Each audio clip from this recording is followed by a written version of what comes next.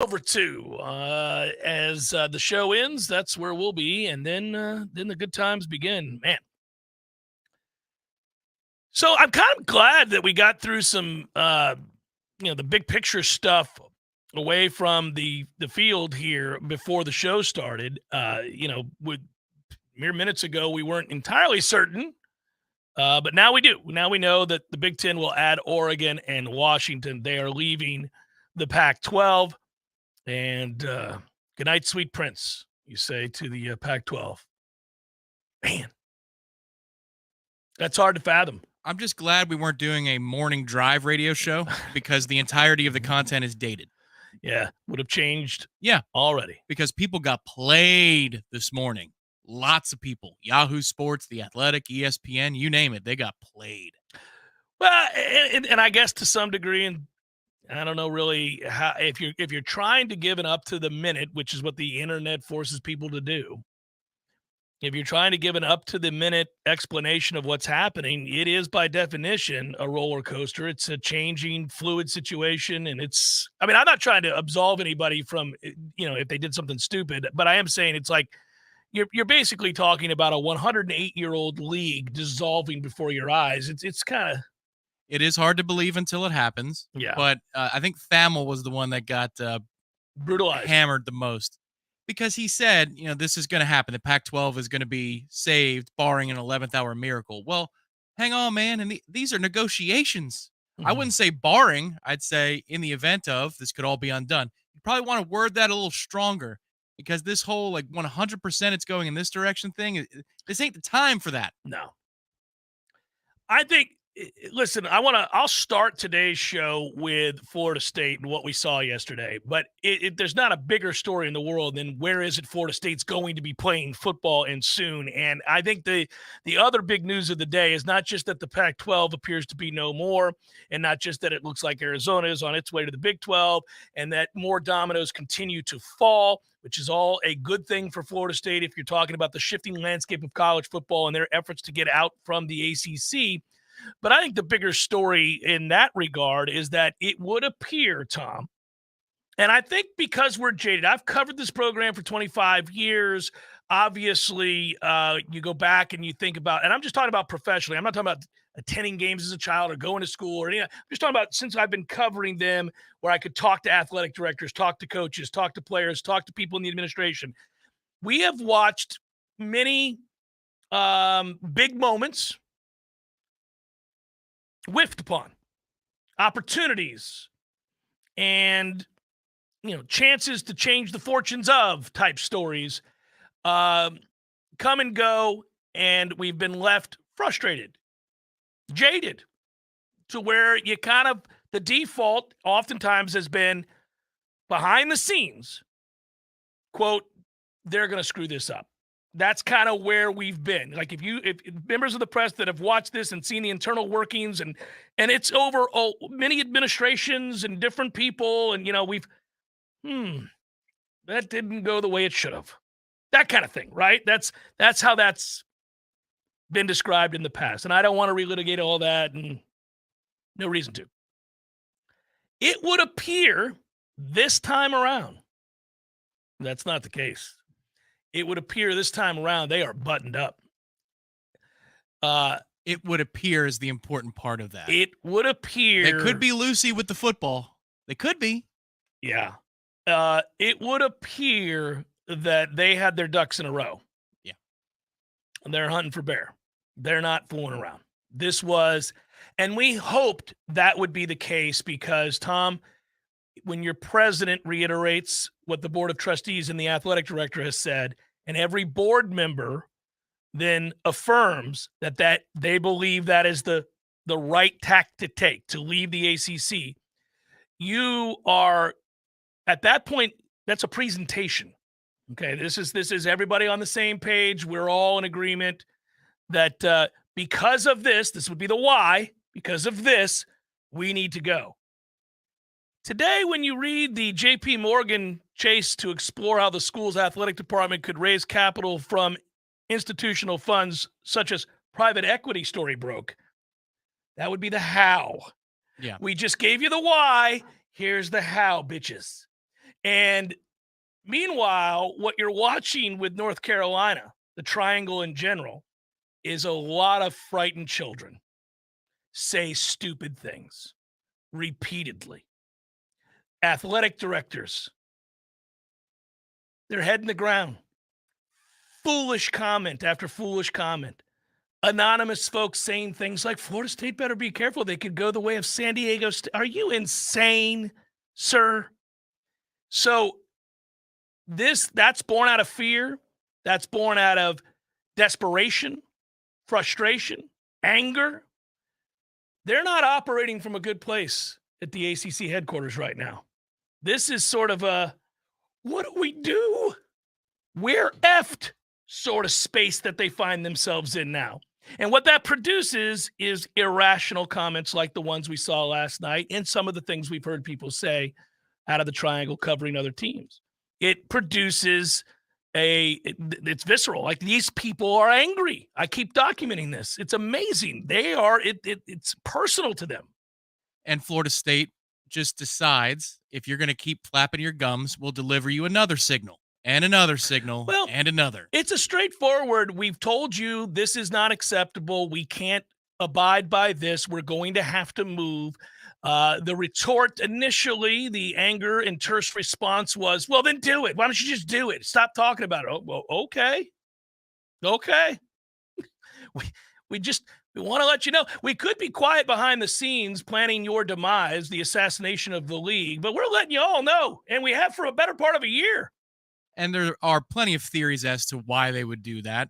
The one I like the most, don't know if it's true or not, is the louder you are about the destabilization of the ACC. And isn't it interesting that yesterday on ESPN, now everybody's talking about how unstable it is. That message seems to have worked. Florida State has been pounding the message that the ACC is not good enough. The deal's till 2036. You say these key talking points over and over and over again, and what you get are interviews on SiriusXM, hits on ESPN proper, in which they're parroted. And now it becomes known and talked about that the ACC doesn't make enough money and everybody's locked into a hellish deal through 2036, even on the platform of the people who negotiated it and probably laughed while they did it. ESPN's okay with that. But if you keep doing that, perhaps it sows more seeds of discontent for other schools, so that perhaps, maybe it's not the primary goal, if you get 8 teams to say goodbye to the ACC, you pay nothing. To me, I think this PE firm deal that's going on today is the plan for funding if we've got to pay off the ACC and be free and clear. Yeah, it's all there. But if we could do it for free, then let's just keep pounding the public airwaves with these messages to get other ACC institutions to say, we need to get out of Dodge too. The only reason it works, though, Tom, is it's true. Right. That's the whole thing. It's not see, when people say you're barking or that you're irresponsible with your rhetoric, that would presuppose that what Florida State's doing is irresponsible because it's not true. No. This is true. It's verifiable. They know of which they speak. They're in a situation that will not allow them to compete. That's all they're saying. That's all they're saying. We want to compete for championships. We want to compete at the highest level. This current financial structure will not allow us to do that.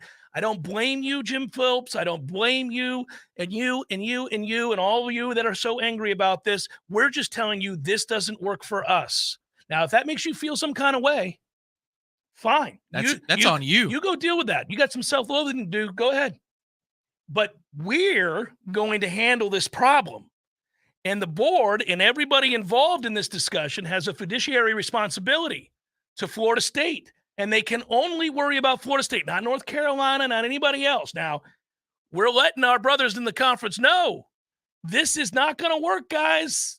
You may want to look out for yourself. Well, and the board laughed at $120 million months ago when it was the back and forth between Director Alford and Chair Collins. We all know that. We saw that. They scoffed at the, okay, 120, no big deal. But we wondered, how do you get to a larger number and what is the number? Today's news, which I believe has Chair Collins' fingerprints all over it. Who else thinks of this idea? This hasn't been done in college football. Hasn't been done in college football. Not in college football, but it's done all over the place. La Liga has seen it. Correct. We've seen it in other leagues and other sports. But you've got to have the know-how and connections to, hit up JP Morgan and say, look, here's what we're thinking of doing. Could you put out maybe some feelers and see if we could get a place like 6th Street to say, yeah, this seems like a good idea. Right, it's smart. This was inevitable. I'm not discrediting whomever engineered all this. I'm not discrediting that person. This felt inevitable. Like when you saw the deals, and it's mentioned in the article for those that didn't read it in Sportico, or it's out a lot of places now, excerpts of it are all over. But you can, and I remember reading an article about this with the La Liga thing. That's why I bring that up. But in this article, they'll talk about the private equity funds invested in other entities and sponsorship revenues, and future, like Silver Lake structured an investment with the New Zealand All Blacks rugby team. You have that. Oh, there it is. There's the CVC organized its $2.2 billion Spanish soccer deal with La Liga. There are lots of these that are out there. So it seemed like it was inevitable, and Florida State had a need for it. Well, yeah, and look, if I'm wrong, I apologize to the president, but I don't think McCullough's thinking up this idea. You know what I mean? Like, I don't know that that's in his past and his nature to say, hey, why don't we look at private equity? Maybe that's the way through this whole thing. But to me, it just shows that Florida State not only has the $120 million that they laughed about, now this could put them in a position to cut a check to the ACC today. I've said before that I felt a sense of relief when you saw that Texas and Oklahoma could pay the Big 12 against future earnings, right? Well, Florida State will pay a private equity firm against future earnings, but they'll cut the check to the ACC today, which I think, if that's the route that it goes, reduces the settlement number. The number's smaller if you can cut people cash today. It's like anything else. Do you want the lot? If you win the lottery, do you want the lump sum or not? Because the lump sum's less than the total you won, but you could have it all today. That's the benefit of it. I think that's where this is going. Today's news is more good news. It speaks to what we think is a buttoned-up plan. It becomes a little bit more clear and crystallized every day that goes by. The information that seems to suggest Florida State is moving rapidly towards a major announcement is on display each day you wake up with stories like this one. And meanwhile, there's chaos in college football. And, you have two very different stories to document here. You're watching the demise of a historic conference. You're watching a major shift in the finances of the game and how it's operated and how it's conducted and what it represents and what it means.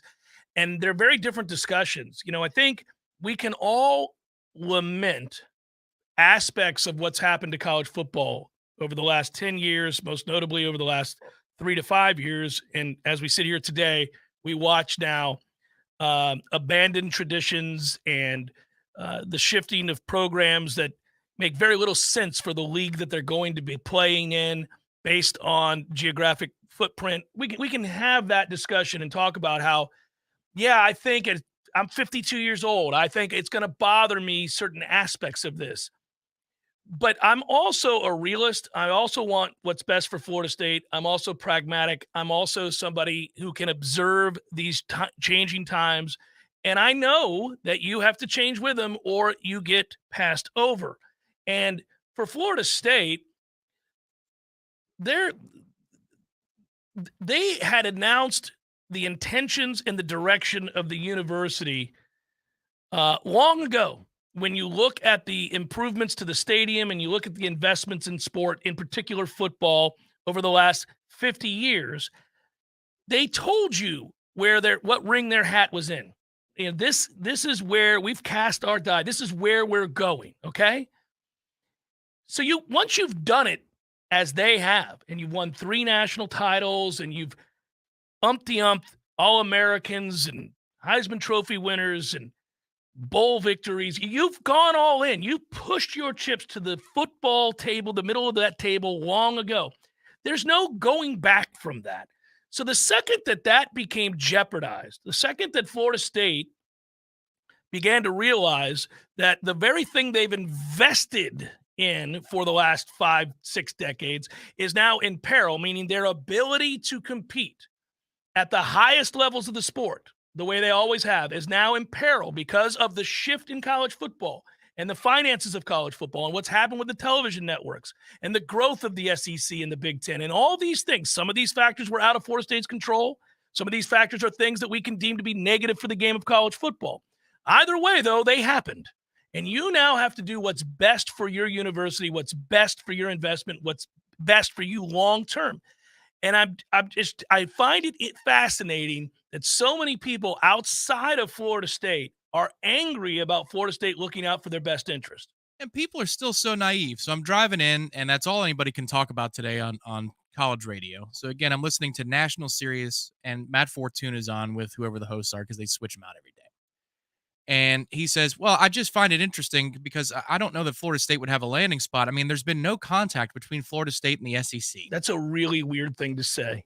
What are you talking about? Of course there's been. Yeah. There's official channels and unofficial channels. Of How course. naive are you? Well, so was there no contact between Oregon, Washington, and the Big Ten till like 4 hours ago? Right. Like, what the hell are you talking about? Right. It's a weird thing to talk about with like blinders on, right? Those guys are all too smart to do that. That is, it makes no sense. Well, it's intellectually dishonest. And that's the part I hate. Or you got to stay in the kiddie pool because these waters are too deep. Like, either way. Right. So when Paul Feinbaum, what he represents, not his afternoon show. Correct. when he said what he said to Heather Dennis yesterday about spit out my coffee, because it was funny, because Heather was operating under the same umbrella of silliness that you're talking about, having heard today on your drive in, where she said, well, I reached out to Greg Sankey and he told me there had been no offer made to Florida State. What did you think he was going to tell you, Right. Heather? Yeah. He was going to get the league sued. He was going to tell you that we've made an offer. How do you think that works? And that's why Paul went, well, he can't say anything other than that, Heather. He was almost offended by the naivete. Right. Well, that's the thing is, like, is there anybody out there who has paid attention to this? Florida State could end up at the Big Ten. I don't know. But that believes that Florida State and the SEC haven't kicked the tires on a relationship? Like, that hasn't happened yet? Sure, right. Unspoken back alley meetings, the what whole. Are you talking about? I know. Now, the funny thing is when the private equity comes into this, let's say that Sixth Street wants to invest in Florida State and they say, all right, we're going to give you this lump sum of cash. They would not do that without assurances. They want to be paid back, Tom, is what you're hinting at. And they want to see that Florida State's line of credit's not only good, we're about to get richer. Like, they wouldn't say, all right, we're going to give you this money so we can get more back if they didn't know. Yeah. So Florida State was about to get more themselves. It wouldn't make sense. Sixth Street has $65 billion assets under management. Yeah. $65 billion. Right. Culling up about $500 million. Let's just say Florida State needed no money. That's nothing. It takes a few seconds. But right on the surface, there's a chicken or the egg. Because I would think that the SEC and the Big Ten want assurances that the ACC can't sue them. How do you get there? Either you dissolve the conference, right, or you pay a settlement, pay them off. We are free and clear. Well, and so to this other point, we'll move on. We'll get to the football. I know people want to talk about the football, but this is a big deal. It's a big deal. Where is Florida State going to be playing football in the next 10 years? And who are they playing against? You know, with whom are they playing and who are they playing against, right? And for how much money? Okay, so not only would the private equity firm want to know how we were going to pay the money back, all that, but let's just say that's been explained to their satisfaction. And they say, okay, we're in.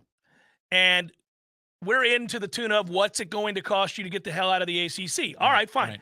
So let's say that number, if you'd like, is $800 million. I'll go real high, okay? I'll go real high, beyond what we actually think it is. But let's say it's $800 million to get out from under the grant of rights and to pay off the exit fee and everything else. Okay. So $800 million, again, to a group like this, no money. That's not a lot of money. They are going to want to see how they're going to make a profit from this. And they are going to want to see how they get it back, but it's still no money. They're not going to approve it unless there's an interest rate they like and an ROI that they Correct, like. Right. And they know that you can pay it. And they know that you can pay it. So let's say that's been agreed upon.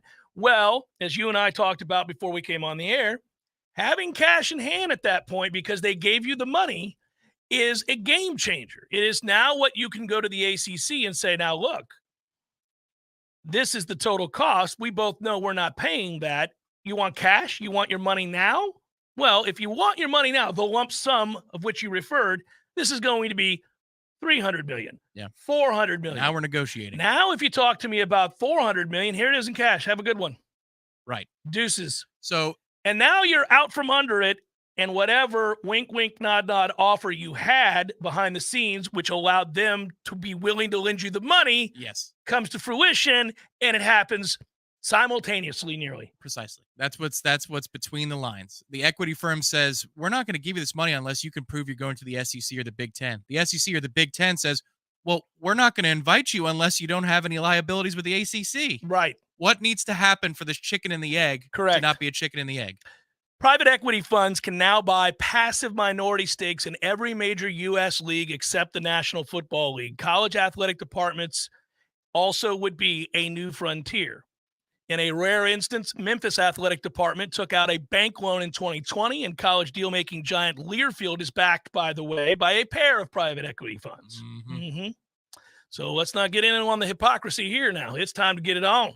Get down that path. Yeah. I know that Liv with the CW, they've got a relationship and the issues that they have. My glasses. Is he here, Dennis? Not here. So I look like an ass. Why did I bring that up? I went off a script. Jeff Cameron Show, 93.3 Real Talk Radio, Warchant TV. Attention radio listeners, this is a Foodie's Takeout and Delivery new restaurant alert. Now available for takeout and delivery from foodiestakeout.com. The Hawthorne Bistro, Jerry's Love on a Plate, Coach's Pizza, Munchie's Pizza, Red Eye Coffee, Lofty Pursuits, OG Subs, Dave's Pizza Garage, Sakura Sushi, and many more. Find a complete list of locally owned restaurants offering takeout and delivery at foodiestakeout.com. That's foodiestakeout.com. Don't just shop local, order local.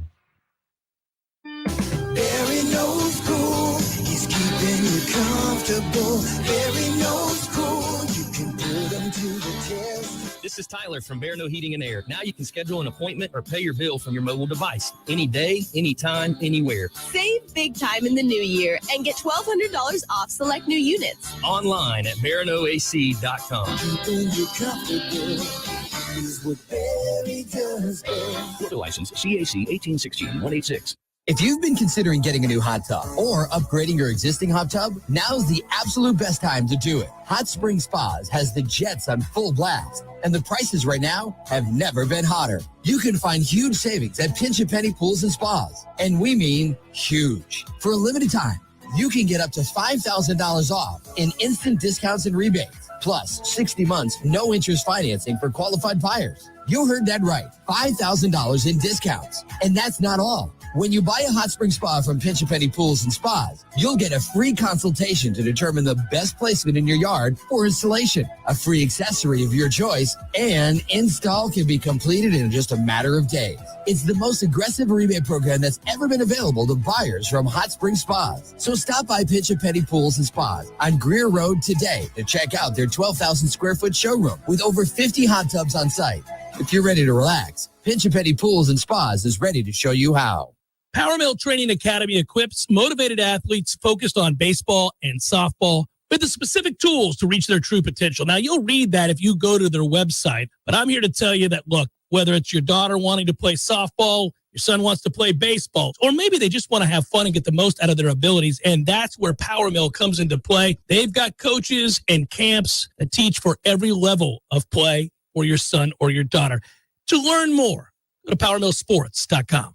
There's no doubt that buying a home can feel overwhelming, especially if it's your first home. You're worried about location, school zones, square footage, inspections, insurance, loan approvals, interest rates, and of course the price. Buying a home could be the most significant investment you've ever made. But there's good news. You have our friends at Legendary Home Loans, and they're on your side and in your corner. They're going to go to bat for you. Shannon Young from Legendary Home Loans can help first-time home buyers get up to $25,000 for your down payment. For first responders, veterans, teachers, military, and healthcare workers. And that's not all. Shannon is an expert navigator of the home loan terrain, and you can trust that he's going to get you the most competitive interest rates and guide you through the process every step of the way. Plus, Shannon will also get your closing costs reduced. It's the Hometown Heroes program at Legendary Home Loans. Give them a call today, 844-FSU-LOAN. That's 844-FSU-LOAN. Or go to FSUHomeLoans.com and ask for Shannon Young. NMLS number 2270-146.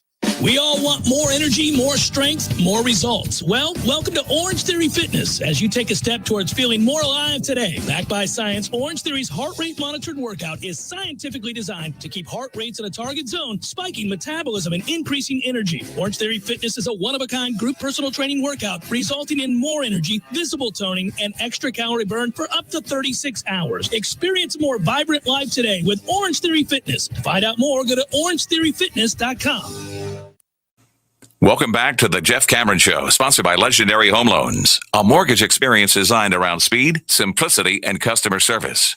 Before you buy your next home, contact our friend Shannon Young with Legendary Home Loans. Visit FSUHomeLoans.com. FSUHomeLoans.com.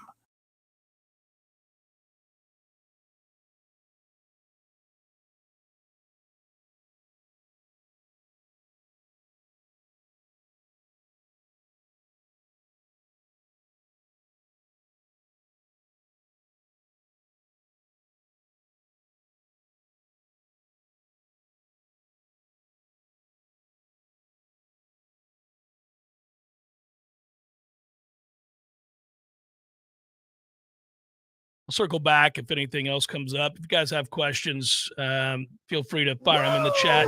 Oh, I missed something. I missed a bunch. Where's all this? Director's pulling them up. I see Seth's. I didn't see the others. Sorry, guys.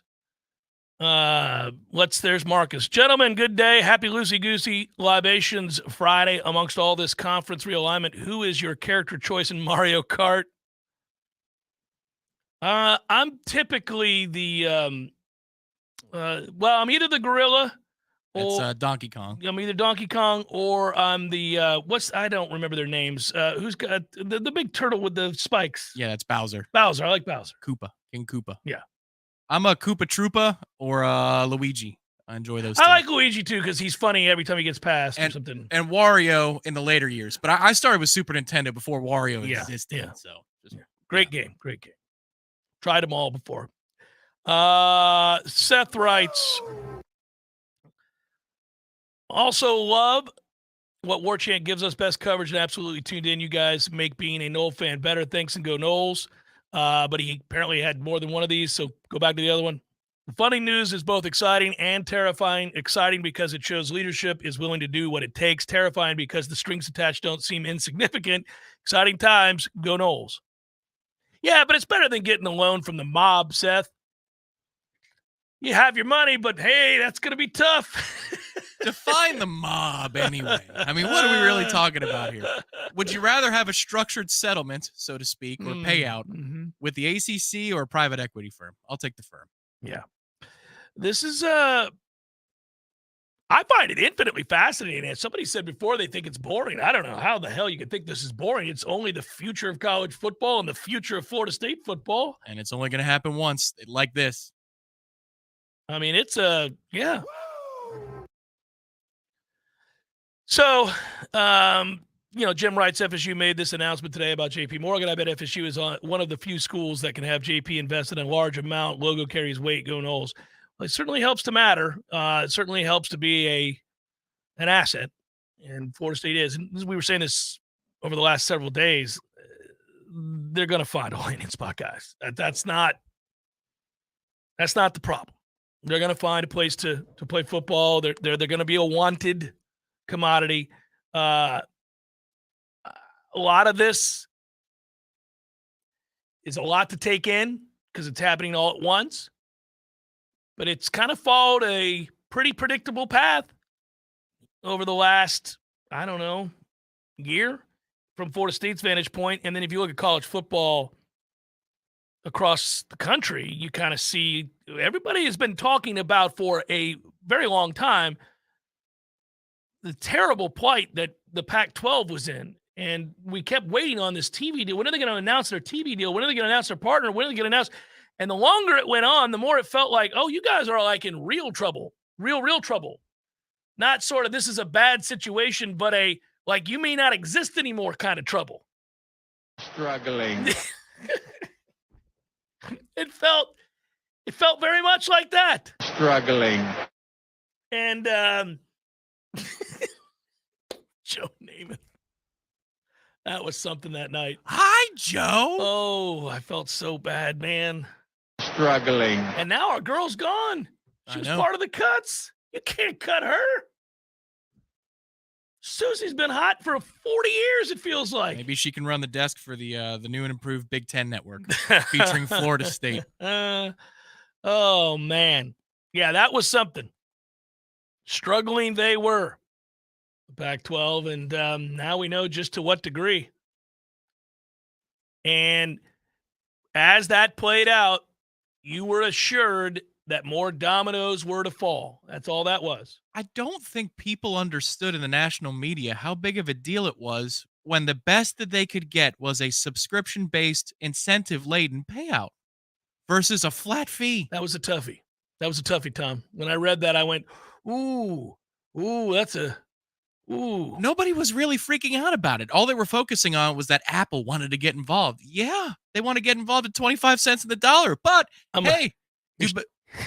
we'll give you 80 cents on every dollar you earn over 50 million. We'll give you $200. Cash. Okay, all right. Don't want to, negotiate? No.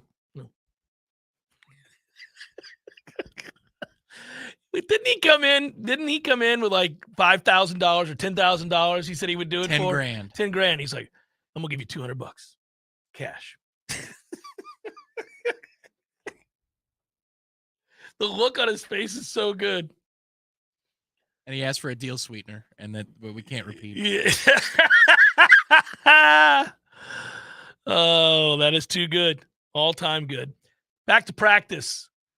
Real quick observation. And maybe it's self-serving. You may have recalled that a year ago, throughout the course of the season, I had question marks about the secondary. Our inability to play zone, the frequency with which we looked confused, development, etc. And I was able to, over time, finally just say, you know what, we need to fire Woodson. That's what needs to happen here. I'm about done with this. And some of you agreed, some of you did not. It seemed insensitive, but I don't worry about these things. We're talking about getting better. It's not personal. Things weren't looking organized. So we had the conversation. And just like that, he got another job. Have a good day. Off to Arkansas he goes. That was the first really good move. Hiring Surtain appears to be a good move as well currently. Those dudes are flying around, and they're multiple. The defense is doing different things. We're seeing different looks from the defense. And that was on day one. Day one. No pads. Day one. Now, hopefully it continues with pads because that's a bit of a different animal. But still, one would think that this is a harbinger of excellent things to come. He said in his interview with Corey Clark, zone eyes. Zone was the eyes. term. He wanted zone eyes, even though we're running some man principles. In what do you think it was? Maybe 30 plays that the offense ran, different offenses with, first team, second team. I mean, you had true freshmen passing things off and doing things right. Pretty good. Passing things off. Start there. How about that? That was not something we saw last year, not with any regularity, and an understanding of why and how and where. That's all. Well done. Technique, good. Energy, tenacious. They were fantastic yesterday. Day one, defense is ahead of the offense. Got it. We'll see what happens in pads. But the principles changed, shifted some, and that's what matters. I could tell you that one thing I was watching, because there wasn't a whole lot from the trenches yesterday. They're not in pads. You can't learn anything there. I mean, maybe how big guys are, but beyond that, not much.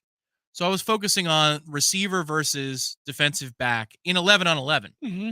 And I would hyper-focus on Quindarius for one play or Edwin Joseph for another one or Fentrell or whatever it was. And 2 times in a row, I saw, oh, my God, why is he going this other direction, the corner? Oh, it's because this other guy picked him. Oh, my God. It was just that it's stunning is probably an indictment on where we were, to your point. It's almost like that Lonnie Pryor comment from eons ago. Well, we're talking with Coach Trickett now on the offensive line, so we know as running backs where the offensive line is going to be blocking in front of us, so we know where our eyes need to be. When we heard that as a beat, we said, as a running back in this offense, you don't know what the offensive line's supposed to do? That's troubling. Very. You should probably know that. Correct. So yesterday, when you see corners leaving their man because somebody else is going to occupy that man. It's called zone coverage. Yeah. It was astonishing. And it's run smoothly. Very quickly, we've seen a bit of a transformation. Let's hope it continues. I don't want to pour too much into that, but there are obvious signs things are different, and therefore the better will be more multiple. Good, should be. Good to be less predictable. Secondly, I would point out that for me, and there were a lot of guys that looked very good yesterday, Azareye'h Thomas had himself a day, and this is a guy who has the physical tools and the length and the speed and all of that to do something about it if the confidence is there to boot. He looks so comfortable. And, he had a play yesterday in which he was able to defend Johnny Wilson down the sideline, ends up being a jump ball. He knocks it away, makes the play, stands over Johnny Wilson, has something to say that I won't repeat. It was intense. Johnny said something back, and I thought, there it is. This is the competition you want. This is the attitude you want. That's the execution you want. All of it. It was all there. His physical tools on display, the right attitude. This is going to be a very, very competitive camp. I mean, the writing's on the wall. I don't see a way that it couldn't be. Get ready to hear about fights. Get ready to hear about chippiness. Because guys are fighting for jobs. This is a big deal. It's not just starting jobs. It's jobs that,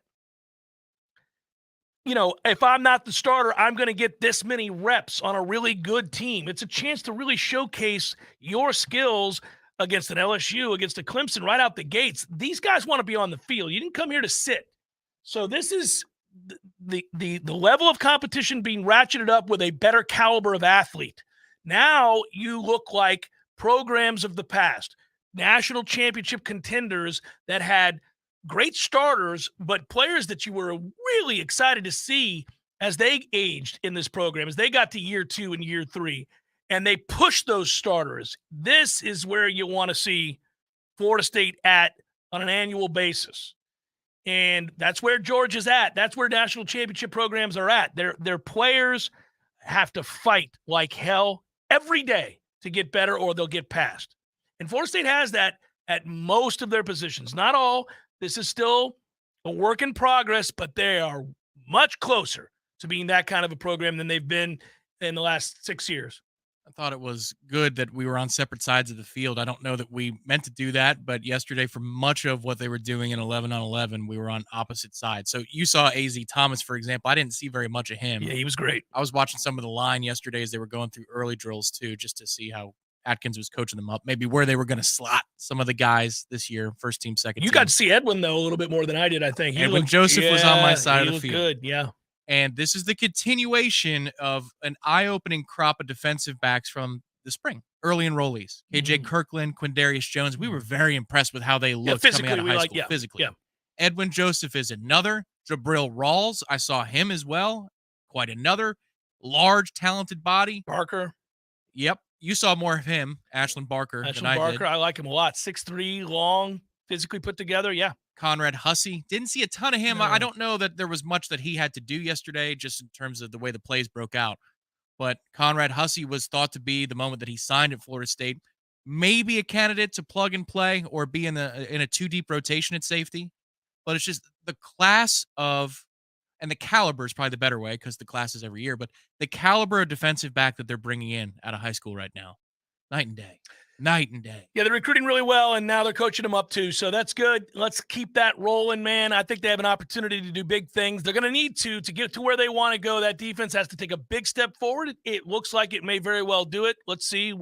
Every day we go out there is another exciting time to document and give context. Jeff Cameron Show 93.3, Real Talk Radio, Warchant TV. Your local news now. 2 people were found dead in a home in southeast Leon County on Thursday night. Deputies are investigating the deaths at 5749 Dayflower Circle and have not determined if foul play is involved. The individuals are described as elderly, but other details such as gender, age, or relationship could not be confirmed. Officers received word of the deceased persons at about 7:45 p.m. The residence is located just north of the St. Mark's River Preserve State Park. This is a developing story. The Madison Police Department released descriptions of the cars involved in Friday's shooting incident that took place place outside of a McDonald's after an argument that left 2 people injured. Officials described a gray 4-door Audi sedan and a red 4-door Nissan sedan. The cars were seen speeding south on Duval Avenue after the incident. Both victims sustained non-life-threatening injuries. Anyone with information on the shooting or the people involved is asked to contact the police department at 850-973-5077. This is Rachel and A with Rural Talk 93.3 Local News Update, brought to you by Macklemore Systems, Tallahassee's go-to Mac store. Check them out online at MacklemoreSystems.com. This is meteorologist Kara Foster with your Real Talk 93.3 weather update. Some showers and thunderstorms likely today, otherwise mostly sunny with our high nearing 95. Heat index values around 106. Scattered showers likely overnight with a low around 76. More showers possible into Saturday, sunny with our high of 92. Heat index values around 102. And more showers continue Saturday night with a low of 76. And more rain possible Sunday. This report is brought to you by The Lawn Johns. For all your landscaping and lawn care needs, visit thelawnjohns.com. Currently, it's 84 degrees. Did you know metal roofs' survivability far exceeds that of traditional shingle roofs? It's time to consider a metal roof from Metal Roofing Sales of Tallahassee. We provide the best quality, least expensive material and accessories in the area, as well as material pickup and delivery. Our painted panels qualify for the City of Tallahassee's low-interest Energy Star loan program also. And don't forget about our veteran and law enforcement discount. Give Metal Roofing Sales a call today at 536-9123, 536-9123. My man, Eddie. Jeff, what's happening, dude? Bears eating people all over the place. I read another article today. It's the third one in the last month of somebody getting mauled to death by a bear. Man, bears have their own space. Well, you got to let them have that. You do. You got to stay clear of bears, is what you're saying? Yes. I got a question for you. Here you go. If you had to be mauled to death, eaten alive by any animal in the world, which would you choose to eat you alive? Ooh, I think maybe I'd want, I don't know, longevity time, a mouse. Just a slow burn. Slow burn. This thing just finished the pinking. It's been a month. I could go to work. I could still do my thing. I could probably live 30 years. I thought you were going to say great white because it'd be quick, or a grizzly. We went with mouse. Yeah, mouse. Okay. Mouse it is. Gordo's bringing the flavor and flair of Cuban food to Tallahassee since 1996. The Jeff Cameron Show, brought to you by Orange Theory Fitness. 2 Tallahassee locations, Midtown on Thomasville Road and Northside in the Village Common Shopping Center. Online at orangetheoryfitness.com.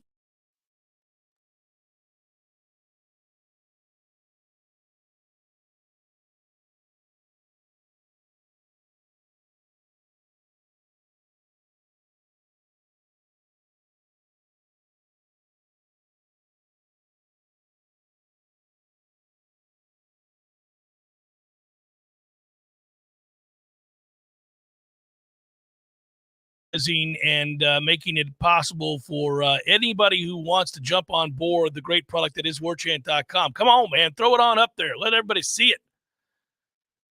$1 for $1. Shake up those cushions. You got a buck in there. Shake up them cushions.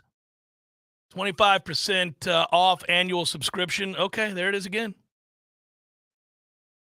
I just want to have a shirt that says shake up those cushions. Man. If you join the Battle's End, you get free access to Warchant.com for the rest of 2023. So that's a free Warchant membership right there just by joining the Battle's End for new subscribers. Woo-hoo-hoo-hoo. Yeah, I can go back to you're right, P. Simpson. I can go back to yelling, it's a buck. Shake up them cushions. That did well for us. I think the better way to look at it, Tom, is it did well for the people who spent the dollar. Oh, it did better for them. Yeah. It's always about them first. Yeah, that's the whole deal. Old Dad writes in the chat, where can I find the JPM article? Just type in Florida State JPM. Google. It'll pop up. You'll click on it and read it. It's in Sportico. Or Florida State Private Equity. Yeah, you could do that. Or warchant.com. Yeah, it's all over the interwebs. It's out there. You can read that article. It's a fun article to read, too. Oh, that's cool. Oh, man. Lots of things that are changing. Gets into that dense business talk. Yeah, but Yeah, I think it's far less cumbersome. Because when it involves your school and the monies are as big as they are, you're like, oh, no, I'm in. You got me. Yeah. Come on, let's go. This is a big to-do. You fight to define your terms when it's going to affect the future of Florida State. You have to. You have no choice. It's a signal. It's just another signal. It's not a smoke signal. It's fire. There is fire on the horizon. What's fun to do is to go back and, today the biggest story is that Washington and Oregon have officially joined the Big Ten. There it is. Just say that out loud. It's happened. So now we've watched the Big Ten add USC, add UCLA, add Oregon, add Washington. That's goodnight Irene to the Pac-12, Arizona to the Big 12. Again, goodnight Irene to the Pac-12. I don't like that. I wish it hadn't happened, but it did happen, and that's the reality of the situation. And now the next big stories will be. By the way, did you see? You want to laugh? I had this. I saved this in my notes. Let me pull this up just because I thought it was ridiculous. It has to be this. It has to be the same athletic director who anonymously referenced Florida State in the same breath as San Diego State, right? Yeah, here it is. If we can help support the Pac-12, I'm all for it. College athletics needs the West Coast League. Anonymous ACC athletic director. What? It needs the West Coast League? We care about what? Come on, brother. What are you doing? That's the athletic director who suggested we should poach teams from the Pac-12 to create a coast-to-coast conference. Which, Jim, if you did that 2 years ago, perhaps, man, you relied on others' benevolence, and it was never going to happen because you were living in a fantasy land where people just did the right thing because you'd like them to. Doesn't happen. Unfortunately, you realize that every day that you, read the news. It's the right thing is frequently not done. And more often than not, there's a selfish reason behind it. And that selfish reason is typically fueled by money. It's as old as time. We get it. Why did you think that the ACC would end up in the place it needed to be? Because you believed that what the alliance was going to work, or that Sankey was going to not try to grow revenue in the SEC, or that the Big Ten wasn't going to try to do what's best for its conference members? I mean, come on, brother. This is the one thing I'd say, and I get it because you experienced college football with even more innocence than I did. Television was starting to really take over in the 90s, and it had a different spin on it than the 80s when it was a niche sport, kind of like the NHL is to me today. But are you really going to miss the trips to Snuggy Hill or Chestnut Hill or Charlottesville? Are you going to miss that Oklahoma plays Texas Tech? Like, are we really caring about that? We do care about, I care USC, that Arizona State. Are we really going to miss that? I mean, no, but I had no problem watching USC play Washington or USC play. They will. They will continue. Well, in the Big Ten, right. But I'm saying as a league for the conference championship, understanding what it represented. I did like some of those rivalries back in the day. I miss some of the, and we will miss, the bastardization of these rivalries and the conferences, and, the move basically towards professional football is not something that I'm not going to watch. I'm going to watch it. It is different, and it will leave behind in its wake traditions that a lot of people valued growing up, a lot of people loved in terms of rivalries and, styles of play, all those things. I just think we're in such a unique place that our rivalries that really count aren't discontinuing, I don't think. I mean, maybe Miami does. Maybe. That's a big deal, man. If we, for some reason, didn't play Miami annually, that's a problem. I think, though, as the playoff field expands, you can afford to spend we already do. We spend an out-of-conference game on a primary rival with Florida. We do that right now. Yeah. So I don't think that would change. But it's just, I think when you talk about conference matchups that Florida State has right now, we are in the unique position where we are upgrading, and I think even the traditionalists would say, yeah, I'm not going to miss going to Chapel Hill. I'd rather go to Baton Rouge. I'm not going to miss going I to like Chapel Hill, but Winston-Salem. It's better. I'd rather go to Tuscaloosa or Auburn, Like, it's only going to get better for us if the SEC is the home. Well, and we've all done this. You've all played the game. I compared it to winning the lottery. Like, you think about what you would do with the money. If Florida State goes to the SEC, it's easy to think about the travel in terms of the geography, but also who comes here. The money that would flow into this city, it's remarkable. I mean, look, any given year you could have games against Florida, Georgia, Alabama, LSU, Auburn, Tennessee. I mean, on and on and on we go. All those fan bases travel. All those fan bases will buy their allotment of tickets, come here, spend a ton of money. The intensity of those games, far beyond what you would get when Florida State takes on Wake or Duke, period. Yeah. And Wake we played every year forever and a day, even after the divisions changed to the Atlantic and the Coastal. That felt like we've always played Imagine them. when we travel out to have to play those kooky bastards at Texas A&M, the cult that they are. But that stadium's huge. Those people are nuts. Yeah, it's more interesting than going to Boston College or Syracuse. Yes, it is. We're in a unique position where, it's like, well, the tradition of college football. What tradition of ours in the ACC? We don't have tradition in the ACC. We just won it a bunch. I'm not talking about lamenting the loss of the ACC. Believe me, I'm not. We've always been an SEC program. We've always been a program that swims in those waters. Now, the SEC used to suck, by the way. I'm old enough to remember that, too. There was a time where I can remember that the University of Florida was thinking about leaving the SEC to go to the ACC because it made more money than the SEC. I mean, these are things that happen, but in terms of what it became, we've been swimming in those waters for a very long time. Hour number 2 forthcoming. Stay with.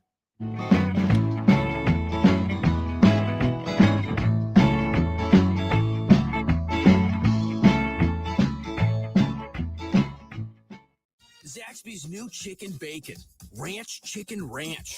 Ranch bacon. Chicken bacon ranch bacon. Loaded fries. Sorry, cheese. You're important too. Woo, saucy. Zaxby's. When you need a plumber quick, how long is an acceptable time to have to wait?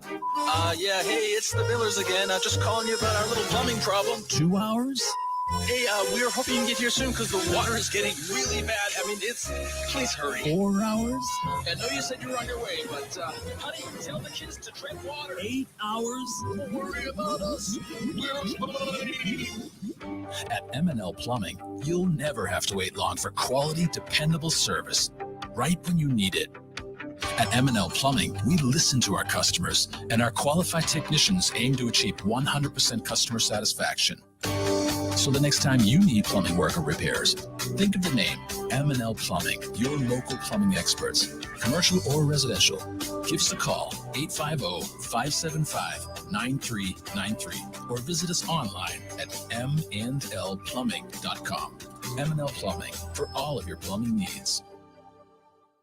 A cup of Joe, Java, Brew, Go-Go Beans, Brainwater, Liquid Lightning, Wakey Juice, whatever you call your cup of coffee, you're missing out if it's not Grassroots Coffee. At grassrootscoffee.com, you'll find an easy way to order the best roasted coffee beans available. It's very simple. Choose the blend you want and how you want it ground, and the bag you receive will have the date your beans were roasted and packaged on it, all written by hand and signed by the roastmaster himself. You'll know that's as fresh as it gets. You can get Grassroots outside of your house also at some of your favorite restaurants in town. Next time you're out to eat, try asking for Grassroots Coffee by name, because there's a good chance they will have it for you. And if you own a business, Grassroots Coffee has options to stock your break rooms with all the productivity powder your team needs. Plus, like some other options that you'll find at work, Grassroots Coffee actually is a part of our community. Hit grassrootscoffee.com today and get yourself a treat. Some locally owned, locally roasted, and locally loved Grassroots Coffee. Clean, renewable energy means fresher air, healthier residents, new green jobs, and a stronger, more resilient community. How we get there is up to you. Share your input today to help shape the Tallahassee of tomorrow. Take the Clean Energy Survey at talgov.com. There's fun to be had every night at the Corner Pocket. Take home prizes on Trivia Tuesdays and Beer Bingo Thursdays. And kickstart your weekend with Martini Fridays. Plus, happy hour runs every weekday and game day specials every time the Noles take the field. Watch all the best games at the Corner Pocket's Vegas Wall, featuring 560 inches of flat screen TV heaven. Oh, really? The best food, the best drinks, and the best place to watch all the games. Tallahassee loves the Corner Pocket. Coming up next, more of the Jeff Cameron Show. Live and local on Real Talk 93.3. WVFT, Greta, Tallahassee. The latest betting odds and live movements from Vegas. This is your action update. Now here are your latest lines from our guys in the desert. Hideki Matsuyama and Russell Henley, the 20-1 co-favorites, win a Wyndham Championship at the Sedgefield Country Club in Greensboro. Siwoo Kim, Soon Jae Im, 22-1. NASCAR Cup Series this week. Denny Hamlin plus 650 with the Firekeepers Casino 400 at the Michigan International Speedway. Manufacturer prop bet on the board. Chevrolet the favorite plus 140. Toyota plus 155. Ford plus 255. The NFL Hall of Fame game kicks off the preseason today with the Jets and Browns at Tom Benson Hall of Fame Stadium. Jets a 1.5 favorite. Get your free VSiN subscription right now at VSIN.com. For more sports betting news and information, go to VSIN.com. Mike Son at Real Talk 93.3. Every piece of land has a story. The Upshaw's right there is with a John Deere 1 Series tractor they call Penny. When your project comes up, you have to just jump in and figure out what is it going to take. From front loader to backhoe, the Upshaws have the tools to DIY all day long. Run with us on a 1 Series tractor and start telling your story. Get $1,000 off a 1025R tractor and 0% APR fixed rate for 60 months. For additional cost information, please call toll-free 855-633-2315. This your captain. Better buckle your seatbelts for this one. I saw my passport expired, so I went to Staples, got a passport photo lickety-split. While I was there, I grabbed some tiny travel soap and shampoo. I should have got some for my co-pilot. Just kidding, Brad. Staples has everything for travel. 10-minute passport photos, luggage, headphones, even personal travel items. And now at Staples, get $10 off your purchase of $30 or more when you buy a travel service. Staples, your first stop to nonstop travel. Ends 9/16. In-store only. Exclusions apply. Honey, I just got a text from Dave. He wants us to come over for a barbecue. What's our excuse for not going? Oh, no need for an excuse anymore because Dave got a new grill from Hearth and Patio. Oh, thank goodness. Dave, we will be happy to join y'all this weekend, and congrats on the new grill from Hearth and Patio. My wife said she would bring potato salad. Hearth and Patio invites you to elevate your grilling game this year with one of their amazing grills from Fire Magic, Royal Master, or Blaze Grills. Call them today, 850-727-4282. That's 850-727-4282, or visit them online at hearthpatiotallahassee.com. Hearth and Patio, making barbecues great in the Sunshine State. Honey, Dave said no raisins in the potato salad this time. Call them today, 850-727-4282. That's 850-727-4282, or visit them online at hearthpatiotallahassee.com. Hey, no fans, our partner ISF Inc. is a national management and IT consulting firm located right here in Tallahassee, Florida, solving the future for state governments through strategy, process, and technology. As a trusted advisor for state governments, ISF knows the importance of defining a clear and detailed strategy. Our friends at ISF can help your organization create a strategy that sets you on a path to success. ISF, your vision plus our expertise brings your brilliant ideas to life. Visit ISF.com to learn more. ISF, solving the future. We all want more energy, more strength, more results. Well, welcome to Orange Theory Fitness as you take a step towards feeling more alive today. Backed by science, Orange Theory's heart rate monitored workout is scientifically designed to keep heart rates in a target zone, spiking metabolism and increasing energy. Orange Theory Fitness is a one-of-a-kind group personal training workout resulting in more energy, visible toning, and extra calorie burn for up to 36 hours. Experience a more vibrant life today with Orange Theory Fitness. To find out more, go to orangetheoryfitness.com.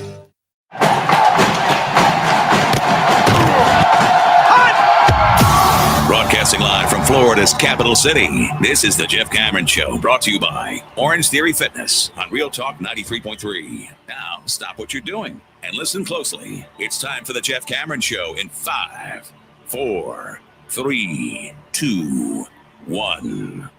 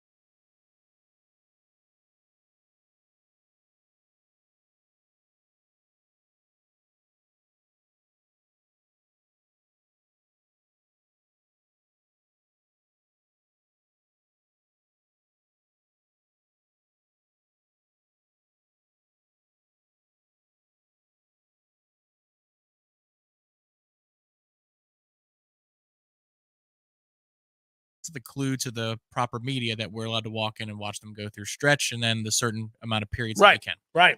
And marked it down 337 instead of a 345 stretch, which is interesting because in the spring, they were usually between 8 to 10 minutes behind the scheduled stretch period. I think it's because some of the kids had classes relative to the start of practice. Afterwards, Mike talked a little bit about, kind of manipulating practice times because of school and all of that. But that was interesting. Next week, they start in the mornings and we're all good to go. That's but, correct. Ready to go. Give me those mornings, baby. Nothing like watching college football practice with a coffee in your hand. Yeah. Doing some things. It's even better when it's cold, but not very often. Well, look, man, we get to a place where we're the 5 through the 12, 6 through the 12 seed or whatever it is in the college football playoff next year. Mm-hmm. You get that home playoff game. So they practice in Let's Tallahassee. go. And then you get some winter football at Florida State for a home playoff date. Yeah, I'm ready for the 12-team playoff. All the changes we talk about, some of which are good, some of which are bad, certainly a lot to kind of process. But, yeah, playoff games at Doak with a sweater on is what time it is. There you go. That I would like a lot. I think most of us would. I'm one of these guys, I can't help myself. If I go to Garnet and Gold and I buy a new Florida State sweatshirt or a Florida State item, oftentimes it's a sweatshirt. And my wife will go, what the hell? Jeff, you have 8 Florida State jackets, pullovers, sweatshirts of every variety. Old school logo, new logo, classic, non-classic, throwback, whatever they're doing now. And I'm like, yeah, but they're just sweet, man. That hockey one I have is sweet. She's like, you've worn it once. You would wear that in Michigan if you lived there. It's so thick. How did you even find it? I did. I found it. Beautiful. Garnet and Gold. Right? And I do. It's a hockey sweater. It's glorious. And then they end up saying, it's pretty funny. Like, well, this takes up room. This takes up a ton of room. Why? Why? You're not going to wear this. I will. It'll be cold at some point in Tallahassee. Not during football season. It won't. Hey, stop poking holes in my joy. I like these things. I like sweatshirts. So Garnet and Gold's got me. I go in there. I get them every time. I just got a new one. Don't let me forget I brought your gear. You did? From Garnet and Gold. Oh, wonderful. It's in the back seat of my car.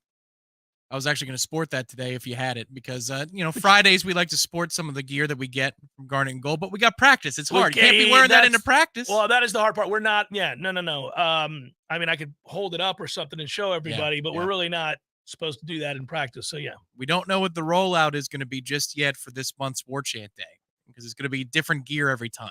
I don't know. Could it be a coach's polo? Could it be the shoes that they're releasing? They always release the shoes every year. I don't know. Last month it was for the vault, but every purchase is 10% off if you're a member of the website, warchant.com. It's a beautiful thing. You go Christmas shopping for the favorite Knowles of your life. There you go. The membership's paid for itself. So sign up. Yeah, it's good stuff. Good stuff there. I've got, Earl, who was our mutual friend who passed away some years ago. Long, fruitful life, diehard Knoll. What was he, like 98? He was in his mid-90s. Yeah, he was up there. He gave me that shirt. I have the day that he gave it to me when we were at Corner Pocket. I still have it. It was like a jersey swap at the Corner Pocket. Yeah, I wore that shirt to the Florida State Pitt game in 2013, Jameis Winston's debut, drenched as I were walking into the stadium with my father. I have 2 of his shirts as well. I don't know what it would take to fit into them, but it would be a lot of sweat. But you guys did a shirt swap because I believe he had the old radio station shirt. Yeah. That's what you gave him, which was pretty cool. That was a great moment.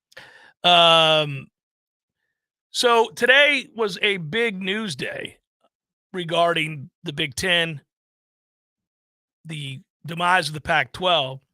It seemed to jockey back and forth for much of the morning, differing outlooks at the time or stories about whether or not the Pac-12 could be saved, whether or not Oregon and Washington would end up in the Big Ten. Right before we came on, however, it was pretty well announced that Oregon and Washington are on the move, that they will join the Big Ten. And so the shuffling of the deck continues and teams leaving conferences to join what are now super conferences, high-paying super conferences, and everybody trying to make sure that they have their place on the dance floor. And Florida State, no different. They have been the story nationally, Florida State has.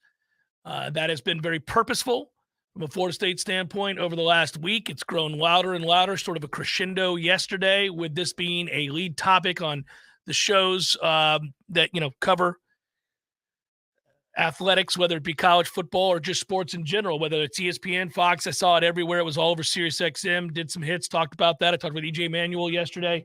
And so this is the storyline right now. Again, college football shifting before our very eyes.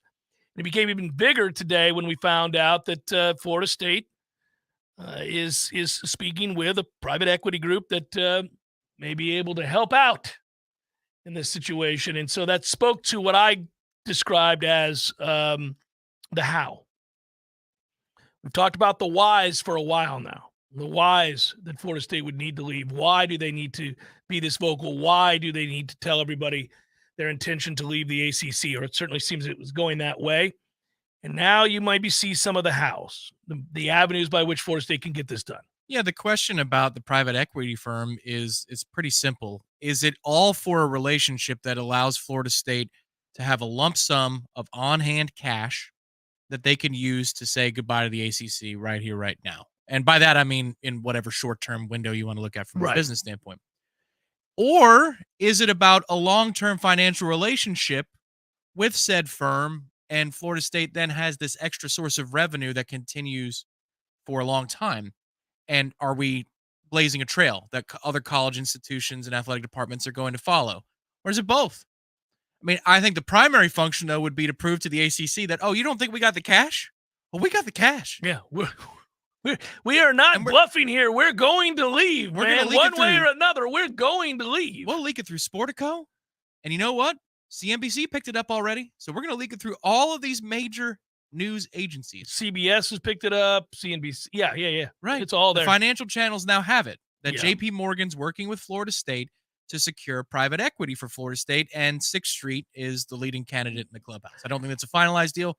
But again, why would these equity firms want to even work with Florida State unless they knew that we were going in a direction get their money back, where we were bringing in a hell of a lot of money? Yeah. Yeah, it certainly is yet another step forward in this, what is right now a relentless effort by Florida State's administration to get out of the ACC.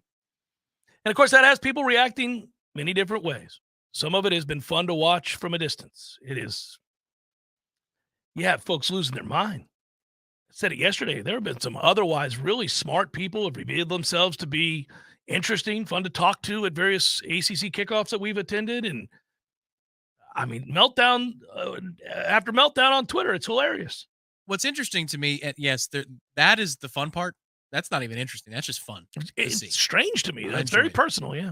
It is. And you got on me the other way when I said, I think it was maybe 5 months ago, when I said, I look forward to the death of these ACC institutions. Hey, man, that's a little personal. Maybe that's the kind of energy on the other side of the coin that they're bringing is the sadness. But it seems like Florida State is waging this battle against the ACC on so many fronts. You know, you could call you enough favor that you dissolve this conference with 7 other members. You got the Magnificent Seven plus another school or two that have homes in the Big 12, whatever it is. You get enough votes, you dissolve it, you walk out for free. That's one idea. Another idea could be that private equity affords you the capability to cut them a check and say, peace, double birds. Mm-hmm. Another one is on the legal front, perhaps. You could wage a legal battle. Well, you bring that up, Tom, and there's an article today you guys can read if you'd like on On3, and it is entitled Report Path Exists for Florida State ACC Exit Due to Omission in Grant of Rights. Now, I will cite that article. It's part of another article. But here's the gist of what was being written, okay? And, bear with me. I don't often read to you guys. Sometimes I do, but I don't like to chide. I don't want you to think I am. But, I get it. I know you guys are at work, or you're listening in the car driving down the road, or you're watching and you're not in a place where you can do this for yourself. So here you go. As Florida State keeps clamoring for more money and has now signaled their desire to leave the ACC if possible, a question remains if they can get out of the conference grant of rights, long deemed close to unbreakable. However, a high-profile sports lawyer, Tom Mars, proposed a radical scorched earth option for the Noles. Mars tweeted on Friday that the ACC grant of rights does not contain a choice of law provision, which would theoretically allow Florida law to apply to a dispute over Florida State. A choice of law provision would normally spell out the jurisdiction for legal disputes in which state laws governing the contract among multiple parties in different jurisdictions. They're fairly common provisions. Without that governing provision, the Florida State Legislature could get involved in a matter before the Florida courts and shield the school from liability. Final thing here. Assuming Florida law would apply to a dispute with FSU, the Florida legislature could arguably do what Texas did to Mike Leach and make FSU immune from liability for breach of contract.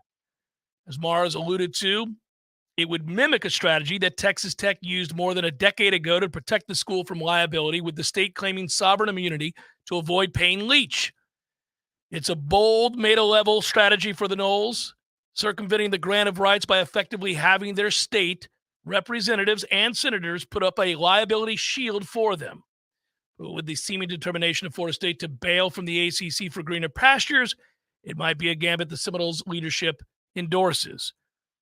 Brought up Rick McCullough, the university president, spelling out the situation from where Florida State sits. Not a pretty picture, all of those things. Brought up that Drew Weatherford, quote, said, "I do think it's an existential threat, and this is just one board member speaking. Unless something drastic changes on the revenue side at the ACC, it's not a matter of if we leave, in my opinion. It's a matter of how and when. Not everyone may agree with that, but I feel very strongly about it because I don't want to play games. I want to go compete for championships moving forward. That's what Florida State is about. Unfortunately, we're in a situation where money matters more than ever, and you cannot compete without the resources necessary." And, I think in that part of the Board of Trustees meeting, Drew was good to point out NIL and how that's another expense that you got to find a way to pay for it. Mm-hmm. So your costs are going up. The revenue gap's only growing. How the hell can that work? It can't. And that's why Florida State wants out. I just think that whether or not they could argue this or whether the state of Florida could step in to defend Florida State University, all of these things, you show the force that you have potentially with private equity. You have this potential argument. I think it all is a tactic to whittle down the settlement number. Worst case. Best case, you have enough teams that just outright get together and say, let's disband this conference and be free agents and go on our merry way. That's the best case because it's free. But if you can't go the free route, every little one of these things that Florida State puts out there, be it a Board of Trustees meeting, the JP Morgan leak, this particular issue, I think what it does is it helps create leverage for you to get out cheaper. Yeah, we've been saying for a while that we thought that's the ultimate goal. You're going to have to pay something. Just don't want to pay as much as we've heard. That number being somewhere in the neighborhood of $600, $700 million, maybe more. Like maybe this could actually work through the courts and Florida State's out scot-free. Maybe that's true as well. But it just feels like Florida State is loading up the cart and showing everybody and declaring, look what I'm putting in the cart today, so that everybody can see what they have and then act accordingly. Yeah. Well, they keep acting in their own best interest. It happens to be very public. Everybody sees that, obviously. And as they witness it, they realize every day that goes by, Florida State's very serious. This is not just a gruff response to their disgruntled nature. This is a group of people who have decided we've got to have a way out. We have to have a plan. Some of that plan is now on display in a way that it hadn't been previously. It was just a conversation.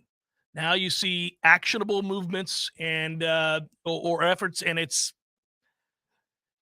I think it's reassuring if you're a Florida State fan. I think it's reassuring if you're a Florida State alumnus and booster. I think it's reassuring if you care about Florida State's future. I think this is all something you wanted to see. You wanted it to be more than just words. You wanted it to be more than just bluster.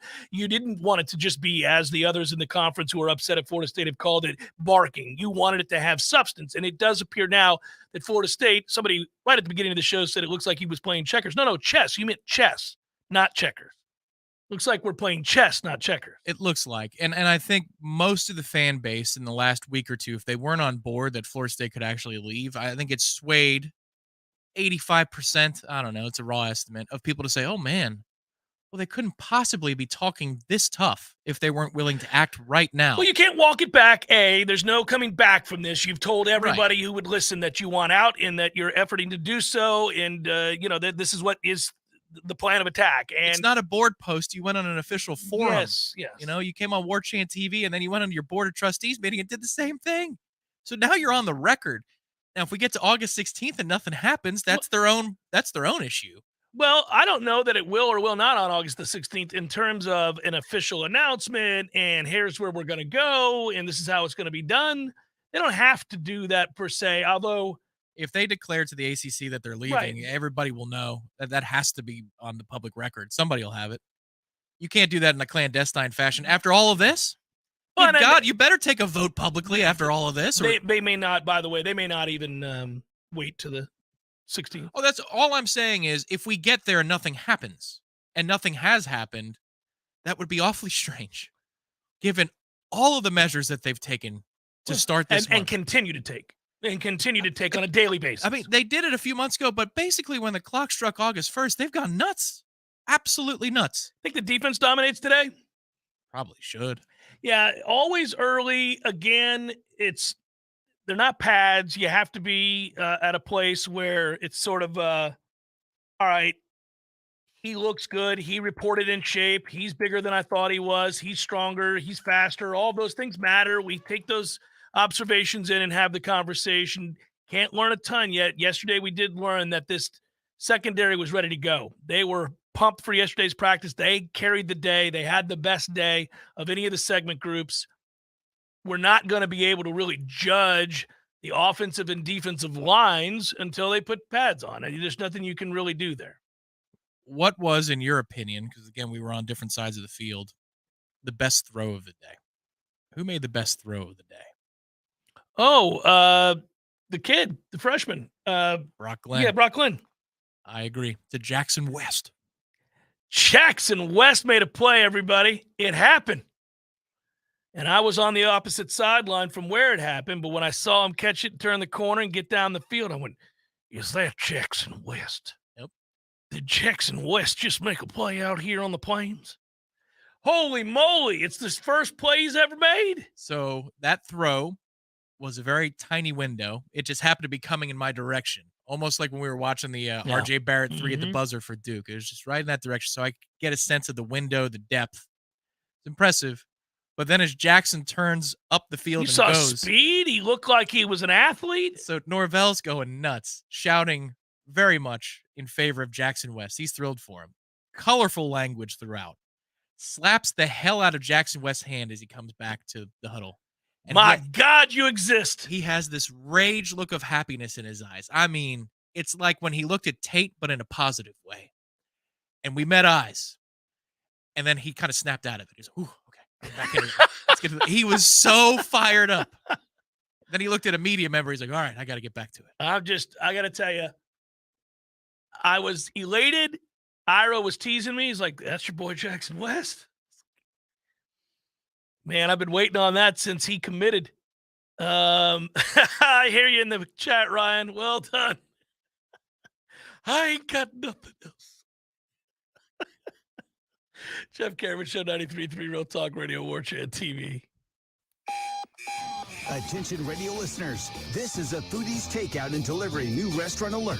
Now available for takeout and delivery from foodiestakeout.com. The Hawthorne Bistro, Jerry's Love on a Plate, Coach's Pizza, Munchie's Pizza, Red Eye Coffee, Lofty Pursuits, OG Subs, Dave's Pizza Garage, Sakura Sushi, and many more. Find a complete list of locally owned restaurants offering takeout and delivery at foodiestakeout.com. That's foodiestakeout.com.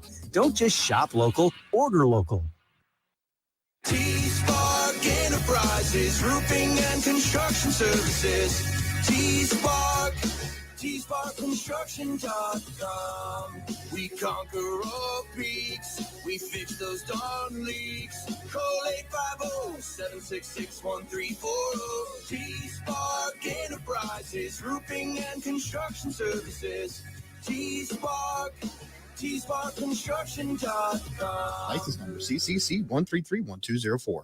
Someone who thought texting was a better idea than stopping for a traffic light slams into your rear bumper. Now your back is injured and you've got to be at work and rehab all without a car.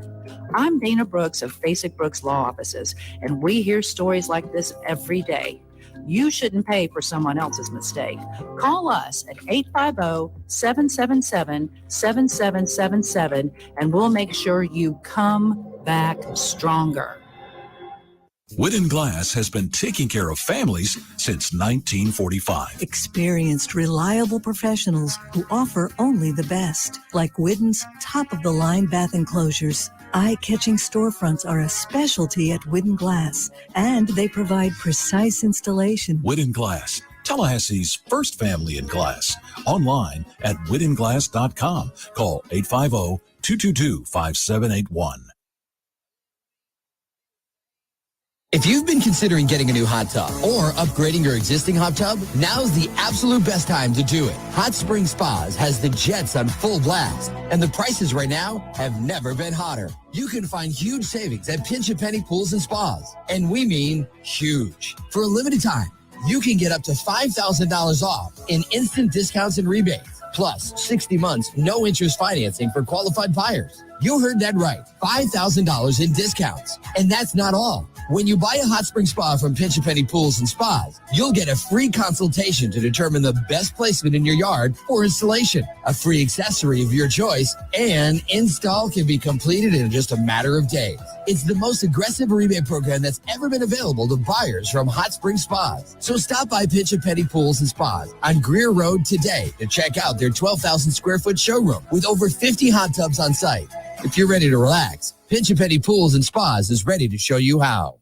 This is Dr. Finn from Finn Chiropractic, talking to you guys about a subluxation-free summer. How many times have you told your kids, sit up straight, don't slouch? Well, chiropractic care isn't just for adults.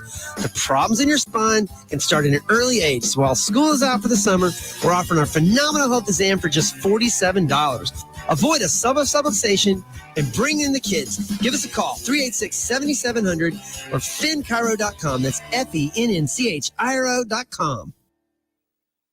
We all want more energy, more strength, more results. Well, welcome to Orange Theory Fitness as you take a step towards feeling more alive today. Backed by science, Orange Theory's heart rate monitored workout is scientifically designed to keep heart rates in a target zone, spiking metabolism and increasing energy. Orange Theory Fitness is a one-of-a-kind group personal training workout resulting in more energy, visible toning, and extra calorie burn for up to 36 hours. Experience a more vibrant life today with Orange Theory Fitness. To find out more, go to orangetheoryfitness.com. Welcome back to the Jeff Cameron Show, sponsored by Legendary Home Loans, a mortgage experience designed around speed, simplicity, and customer service. Before you buy your next home, contact our friend Shannon Young with Legendary Home Loans. Visit FSUHomeLoans.com. FSUHomeLoans.com.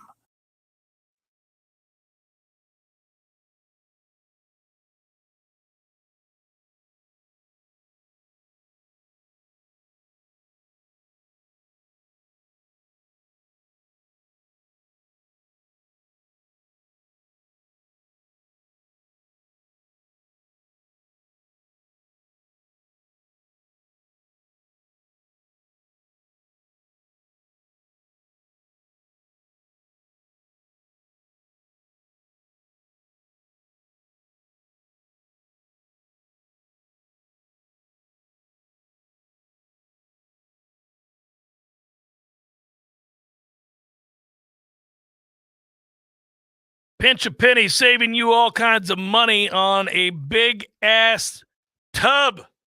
Woo! Good stuff right there from Pinch a Penny.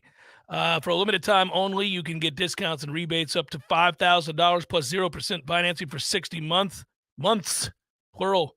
So get the hot tub or spa you've always wanted. Massive showroom, 12,000 square feet. If you want to relax as we get closer, a few months from now to the cooler weather, get your hot tub going now. The financing screams you must do this. 0% financing for 60 months. It's a good thing. You must save. It's a lot of saving. It's a lot of saving. If tomorrow they said, hey, we realize the error of our ways, we'll pay you, the ACC, we'll pay you whatever the SEC or the Big Ten schools are getting for their current deal. Florida State, we don't want you to leave. We need this conference to stay intact. It may upset the other members, but we found a way. We're going to pay you on par with what those schools are making moving forward. We'll guarantee it. It'll be in a contract. You will get what Florida gets, what Alabama gets, what Ohio State gets, what Michigan gets. because you're that big an asset to us, and we understand that if you leave, the writing's on the wall. Would you stay? Well, could they guarantee that that would be the case forever? Because the number's only going to grow, is my point. Unless there's a bubble that bursts with ESPN and TV rights in general, the number is not like Florida's going to make $72 million this next year, and then it stays at 72 forever. It's going to keep going up. So could the ACC match that as we go? Well, I do think the bubble will burst. I don't think it's going to keep going up. I think that they'll still make more than us, whatever that is. Right. But it's, yeah. Well, what I'm saying is it's not locked in as though it's a player contract at the professional level where you have a 5-year, $125 million deal. You're making 25 a year. So it's not like that. So Nick Saban has a clause in his contract that he will always be paid as a top, whatever it is, top 2 coach in the country. Yeah. So my retort would be, okay, you could probably do that in 2024. Can you do that in 2030? Can you do it in 2033? Because I don't know that they'll have the coin to do that. Yeah, they probably wouldn't. I mean, it's a just a hypothetical. I'm just kind of curious where your head's at about wanting to leave. Like, you want to leave because of the money. Yeah, I think, okay, well, put it this way. Let's say that they could do the finances part.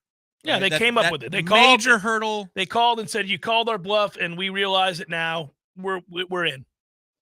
I would definitely still say no to the ACC if we could go to the SEC. 100%. 100%. I would say no. The Big Ten, I'd think about it. I probably would still leave for the Big Ten, but I'm not sure. I'd have to chew on that. Maybe go to Zaxby's, eat a chicken sandwich, and think about it. I knew you were going to say that, and I was going to get to Zaxby's this segment. I was wondering how you were going to get it there, but and I'll get back to Zaxby's in a moment. But it's interesting because I hadn't thought about it like that. Most of us have just thought about this because of the financials.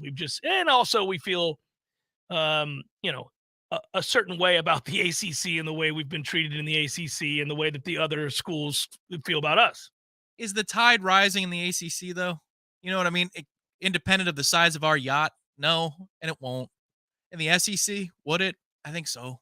I think it would continue to go up. So there's 2 levels of growth you'd have there. Where the ACC, you would just be you'd be the super nice house in the non-gated community. Why don't they just buy a home in the gated community? Why'd they dress this plot of land up? Well, they like it. I guess they just like it. Yeah, it's interesting because when I thought about it for a moment, I kind of like, we've had a lot of fun at the SEC's expense, and for good reason. That's not nothing. But over time, you really do realize that while all those jokes are fitting and applicable, and no, I'll never chant SEC because I'm not nuts and I don't care about the other teams in the conference. I care about my team. Too much mob mentality in our world right now. Yeah. So I will say, however, I mean, these 2 things can be true, that there's no denying the passion of the schools and the fan bases in the SEC. There's no doubt. It just means more misguided as it can be. It just means more because they got nothing else. Well, but my point would be, like, when you think about 100,000 seat stadiums or 90,000 seat stadiums, whatever it might be, with sold out every week, regardless of whether their team's any good or not, you think about Tennessee, you think about schools like that for years doing exactly that. You think about going to a game at the Grove, or a home and home with Alabama, or a home and home with Georgia, or a home and home with Tennessee, home and home with Auburn, Texas, Oklahoma. Now that they're in the conference, so that's like the exotic wing. Yeah, ooh, we get to go to Austin this year. No, how much fun will it be for us as a fan base, not only to welcome all of those programs in because of their passion, because of their tradition, welcoming them in. Obviously, financially, it's a huge boon for the city. It's a windfall. But then also the road trips, they are a lot better than going to Wake, than going to Duke, than going to BC, than going to Syracuse. Yes, they are. And it's not just for football. You can do that roadie for baseball or softball or hoops to any one of these places. I mean, if you think about that too, your whole year is covered if you want to make sports road trips to really cool places that are extremely passionate about their sports. It's pretty cool. Agreed. Baton Rouge for baseball was a hoot. We had a blast. It's an awesome place. The people are great. The passion is evident. What if you go to Oxford for baseball? It's not in the springtime where you play in Oxford in March. Sweet. That sounds awesome. Yeah. I would. I never thought from the days of you and I doing the show with that personalized autographed Swaffy ACC flag that he gave me. You were happy to have that too. Wow. So where we are now. Talking about, hey, man, let's go. I'll meet you in Austin. I'll meet you in Norman. I'll meet you in Baton Rouge. I'll meet you Auburn, Alabama. Yeah, that would be, it'd be fun. So what should I do with the satire/ironic Go ACC license plates that I have in my office if we leave? Keep them. Hold on to those suckers forever. Do I just display them even more prominently to continue the joke? Do I throw RIP on top of Go? You could put RIP on top of Go. Okay. All right. Some people suggested I burn them. I don't know. No, don't burn them. It's a collector's item. I still have my Swaffy flag. You do? You kept it? Yeah, but I don't know why. I don't, it was always a bit. There's a space over your right shoulder. You could hang that put up the there. Swaffy flag up there. I got a lot of things I should put up over here. We have all kinds of cool things. We had the put up a photo of Jerry Rice. Whatever happened to the Boba Fett that I had at the old place at ESPN? I never had a Boba Fett. Yeah, on the my Boba side. Fett little guy up on the whiteboard. Oh! Yes, we did. Oh man, that might have got lost with the big board, sadly.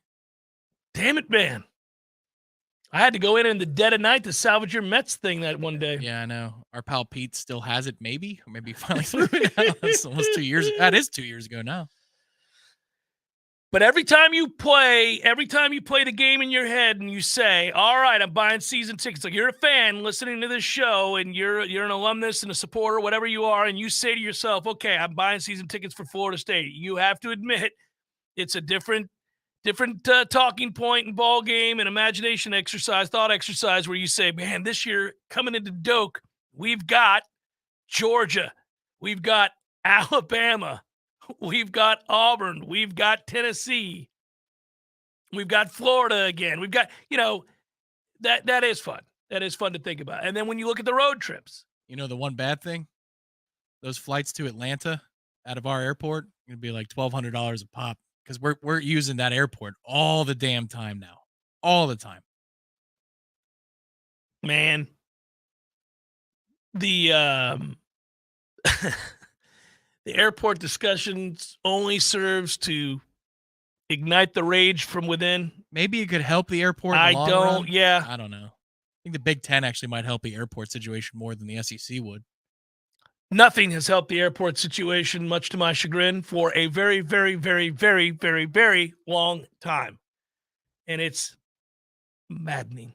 There's nothing like flying 9 hours from another part of the world and having to land in Jacksonville or Destin or Orlando just so you can go out to your car and drive 4.5 hours. Great. I've been sitting for 9 in a cramped airplane seat. But if somebody's going to make that drive and I'm in that car, I want that to be you. Thank you, brother. We'll get there soon. I have this sinking feeling that after I die and people are taking stock of a life lived, there'll be the good, the bad, and everything in between. And somehow it's going to come up from my closest friends. He really was a great driver. He was. Guys, that's true. We have to admit he was awesome. Got us there. We were always safe. It was fantastic. Nobody could go 105 and make it feel like 70 more than Jeff could. It's unbelievable. Just so in control. So in control.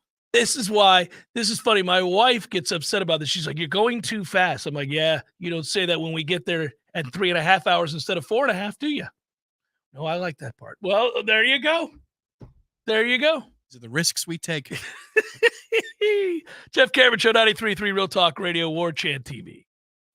Your local news now. The Georgia Bureau of Investigation has identified a man killed by deputies Wednesday as Alfred Shantez Cole, 19 years old, of Thomasville. The Thomas County Sheriff has asked the GBI to independently investigate the deadly officer-involved shooting, and the GBI is now sharing some preliminary information about what happened. It all unfolded just after 2 p.m. Wednesday off Meadow Street. The GBI says agents with the Thomas County Drug Squad were in the area looking for another man when they received a bolo about a beige Toyota Camry driving erratically. Agents spotted the car and tried to stop it, but according to the GBI, it sped up. After a brief chase, the driver bailed out and pulled out a semi-automatic handgun. 2 agents fired the weapons, hitting Cole. He later died at the hospital. The GBI says its medical examiner will conduct an autopsy, and once its investigation is complete, it will forward it to the district attorney's office for review. This is Rachel Anay with your Real Talk 93.3 local news update, brought to you by Macklemore Systems, Tallahassee's go-to Mac store. Check them out online at macklemoresystems.com. This is meteorologist Paul Trombley with your Real Talk 93.3 weather update. Highs level off around 94 this afternoon under mainly cloudy skies with scattered thunderstorms likely. West winds 5 to 10 miles per hour. Scattered thunderstorms likely. Tonight, lows dip down to about 76. Mainly cloudy skies. Scattered thunderstorms likely. Tomorrow, highs level off around 92. Sunshine mixed with clouds at times. This report is brought to you by the Lawn Johns. For all your landscaping and lawn care needs, visit thelawnjohns.com. Right now, 94. See Nice Tire and Auto Service at 4792 Bluntstown Highway today. The ASC trained technicians at Nice take the guesswork out of fixing your car.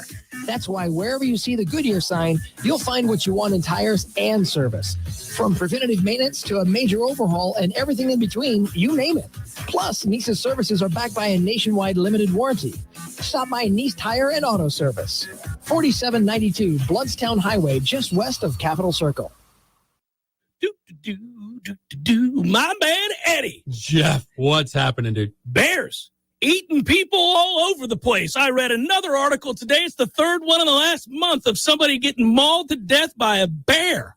Man, bears have their own space. You got to let them have that. You do. You got to stay clear of bears, is what you're saying? Yes. I got a question for you. Here you go. If you had to be mauled to death, eaten alive by any animal in the world, which would you choose to eat you alive? Ooh, I think maybe I'd want, I don't know, longevity time, a mouse.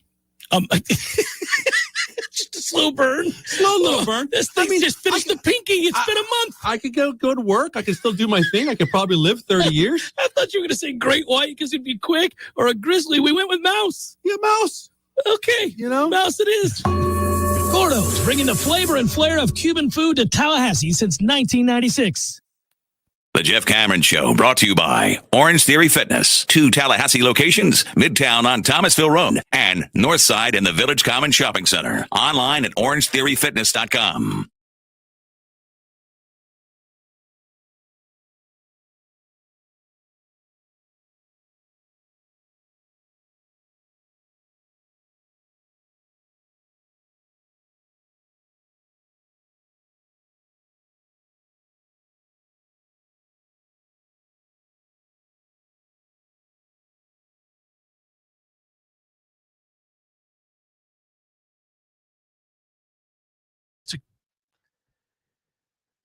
The three of us got a platter for every home game a year ago. Was it a year ago? 2 years ago. 2 years ago, when yeah. we did the morning pregame shows. Yeah. And there was so much food that we could barely make a dent. And then we would get platters last year when we would leave the pregame show That's and go to right. our respective homes. That's correct. It was beautiful. Yes. When it was Wednesday of a home week, Jamie would always work it in at some point. Hey, on Saturday. Make sure you grab that Zaxby's. And I know where she's going. Mm-hmm. Hey, on Saturday? Yes, babe. We've got Zaxby's coming. Oh, okay. Just making sure. Yeah. Because I like to pull from that for the NFL on Sunday. I know you do. Good. Yeah, you always have more left over. Yep. Delicious. So find one of your 36 neighborhood Zaxby's here in Tallahassee. They're virtually around every turn you make. Look at that, another Zaxby's. Perfect. And you get the sauce. Sauce is good. The Zax sauce is where it's at. Can we get a landing spot prediction from each of you? Optimist Climb. I've kind of hinted at the fact that I thought Florida State would end up in the SEC all along. I felt like Florida State would end up in the SEC when we first broached this subject because of what happened with the Board of Trustees meeting. Really, we probably addressed this even before when A.D. Alford was talking about the brand that is Florida State and how valuable it is and where it ranks and all of that. I mean, you could see that there was a campaign beginning, and it's just built to a head here now. Listen, do I think that this is a battle between two conferences? Maybe, but it's more likely a battle between Fox and ESPN, and they've got to figure out where an asset like Florida State is going to end up. Both would desire Florida State. They would desire North Carolina. They would desire Clemson, probably Virginia. So, and I don't know about anybody else. I mean, I think what's really interesting in all of this is how quiet Miami's been. I haven't heard a peep out of them during this whole thing. And I don't know. I would begin to get concerned if I were a Miami supporter. I'm not going to lose sleep if they get left out in the cold and end up in the Big 12. Have fun with that. Radakovich was fairly to very loud when he was at Clemson. So it's strange that you're right. He hasn't participated in this discussion all that much. Maybe, I don't know. They think that they only have one landing spot instead of two. And so they want to see how everything plays out. That is pure. I have no idea kind of speculation. Yeah, but I don't know. The thing I'd say is where you're correct. Everybody looks to the conference commissioners in circumstances like this, like Sankey and I don't remember the new Big Ten's commissioner name right now, but it's the network presidents that are the more important figures. Yeah. It's the network presidents. I think the SEC has always been the hope, the primary goal of Florida State. I think it is. A lot of Florida State alum live in the city of Tallahassee. It's a better move for the city if we have the SEC coming to town for all of our sports. It just is. There's more money involved in it. It's a more natural fit across the board. I don't know if they can pull it all off and declare and say by 2024, the fall of 2024, we're in the new conference. That's hard to be pinned down and say this is going to happen. They believe it is, though, the way they're talking tough. Well, yes, I feel like the effort is to get to wherever it is we end up, the Big Ten or the SEC, sooner rather than later. Obviously, you have this upcoming season in which you're playing in the ACC. At one time, it seemed hard to imagine that could you, by 2024, be playing somewhere else. It seemed more logical to me that this would be a build-up to 2025, but I no longer think that. Now I do think this is about possibly 2024. If you're going to pay a massive payout, let's say, in order to get out of the ACC, well, then, it just seems like all paths that we have to walk have an answer. At this point, if you get private equity and it's approved, let's just say 6th Street or wherever, JP Morgan helps broker a deal between Florida State and 6th Street. And that's finalized. I think the Sportico article says advanced talks. Yeah. They're in advanced talks. Mhm. All right. If that deal is finalized and announced, and it's got university letterhead over it, at that point, I believe that the deal is done, meaning with the conference. I don't think private equity gets into business with Florida State if there are a few loose ends to tie up with a home. I agree with you. For those that tuned in later, I saw this question come up quite a bit from people, so I'll just say it again. You can type in, if you just type in sportico.com,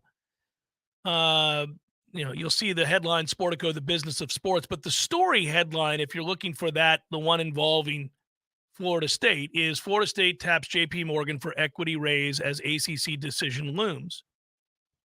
Now, when you read that article, it's chock full of interesting nuggets, informative pieces of data that, kind of help you figure out what Florida State's end is or how this would work. But Florida State's administrators, as it notes in the article, have been candid about the challenges of staying in the ACC and their desire to get out. And, it's the more you look at this, the more you read these things, every day there's another story. And you see where this has been done in other sports. Really everywhere, save for the NFL and, of course, college football. So I tend to think that we're going to see something come to pass here before the 16th in terms of an announcement. I do. Yeah. I didn't think that a week ago, but I do now. And if we do it, I think it's going to be the SEC. You know what kind of changed my mind about the percentages? Honestly, it's Feinbaum. I hate to admit that. Well, it's because of what he represents, right? He's hand-fed information by people in the SEC that they want to get out there. Yeah, I mean, there's no doubt. He's not in the business of flip-flopping his position to look like a fool. And he does. And he had to yesterday. Yeah. Unless it's the last time he has to flip his position to look like a fool. You pivot in the dead of August, and then you're right forevermore. But what they did with yesterday, real quick, Tom, is they made him get out of his feelings. See, he hates Florida State, and he did not want to have to admit that Florida State is desirous from the SEC like that. He does not want that to believe that. Right. But they had a crude comeuppance, a come to Jesus meeting with him, in which quite clearly somebody of note in the SEC, we think probably Sankey, said, "Hey, Paul, yeah, Florida State would have a landing spot, pal, and it's here. Like, we're going to make it a priority." because he said it's a perfect fit. Not only did he say it during the First Take show, but the Get Up show, but then he reiterates it during First Take by saying that they're a perfect fit. Florida State spent $150 million on athletics in fiscal 2022, according to Sportico's college finance database, making it one of the 20 largest public athletic departments in the country. That ranks just below the Big Ten's Iowa, which is amazing to me, and above the SEC's Arkansas. So there you are. There's a Big Ten school. There's an SEC school. Yep. Feels like the SEC. I think if we wanted the Big Ten as our primary objective, we probably could have accomplished that already. And it may still be, but if it was our primary objective, maybe it's the fallback option. I don't know. It changes, I'm sure, even within the university structure day by day. But if the Big Ten was the primary option, I don't know that there'd be this much bluster. I feel like this is to facilitate multiple offers. All that they've been doing is to facilitate multiple offers, and then also to try to get ACC not unlike institutions. what an individual does when looking for jobs. Yeah. Want to thank our friends at Power Mill Training Academy, powering performance, about to do probables, but reminds you to go to powermillsports.com to learn more, helping equip your little athletes. That's right. Got a little boy, little girl wanting to play baseball or softball, whatever it might be.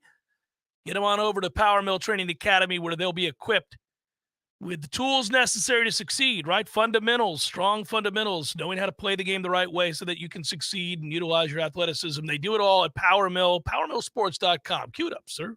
It's time for, how you say, with the pitching, probables? No score between the Braves and the Cubs in Chicago, Wrigley Field. Max Fried, Kyle Hendricks. Nationals, Reds, Patrick Corbin, Graham Ashcroft. Is that an Ashcroft? It is. Nice shirt. Rays, Tigers, Zach Littell and Reese Olson. Mets, Orioles. Oh, you and Ira. David Peterson goes for the Mets. Tough days for the Mets. Dean Creamer going for the Orioles. David Peterson, 3 2/3, 6 strikeouts, 8 runs. He's having a tough day. Royals, Phillies. Jordan Lyles, still garbage. Aaron Nola. Stros, Yankees, Hunter Brown, Luis Severino. We got the Blue Jays at the Red Sox, Alek Manoah. He's had a tough year. What's going on with Alek Manoah? James Paxton goes for the Red Sox. He's been good. White Sox, Guardians, Mike Clevenger. Logan Allen, Marlins, Rangers, Jesus Luzardo, and Jordan Montgomery. Go Luzardo. D-backs, Twins, Merrill Kelly, Bailey Ober. Pirates got pasted last night by the Brewers. Good God. Ass-kicking Central. Quinn Priester, he of the 919 Priester family. Quinn Priester? His name's Quinn Priester, yeah. He is frequently lit up like a Christmas tree. I barely know her. Colin Ray goes for the Brewers. Rockies, Cardinals, Chris Flexen, great name. Adam Wainwright still out here pitching. Not well, though. Somebody's going to have to whisper in Adam's ear, time's up. That's a 718 you're posting out there. Mariners, Angels, Luis Castillo, Reed Detmers, Dodgers, Padres, Bobby Miller, Yu Darvish. That is a look at those that shall reside on the bump.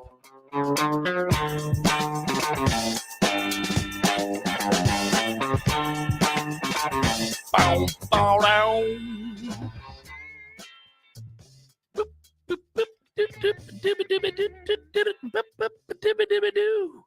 Think we get KJ Bolden tomorrow? Is that tomorrow? Tomorrow night, 7:30. I do. Oh, really? I kind of do. Oh, okay. Well, all right. I'm leaning that way. Boy, you went from radio talk show host to professional recruiting analyst in like 10 seconds. I don't know. I'm leaning that way. Yeah, I don't know. That's a very good I'll term. find out today and let you know what's going to happen. I can find that out. I mean, we can't find it out 100%, of course. We don't know. But there you go. Again, back to the recruiting reporter. Yeah. Well, kids, they're fickle. That's the out everybody has. They're like, well, kids are fickle. In this case, according to just about every insider from all the networks, because Georgia's in play, Auburn's in play, Florida State, like Ohio State, everybody believes that they've got a shot. Like, this kid's camp has done a very good job of making the insiders and the coaching staffs believe that they all have a good shot. Well, is it the highest bidder? I mean, is this about the cash? I don't know, but there was noise about FSU and Bolden a while back. And I think it's because we had influence in that conversation, but I'm not sure. You know, it's weird. I'll just say this, and this will be the cliffhanger until we come back on Monday, maybe. In the last 3 minutes, while you and I have been talking about the conference stuff and who's what, I've got 6 phone calls come in from numbers that are unknown. Really? Mm-hmm. Typically when that happens, somebody wants to tell me something, but they don't want to be identified, and then they're hoping I'll pick up, or, but like 6 of those? Let's patch it through on the air. Hi, you're on the air. That was very good. Like somebody nervous or something. I don't know.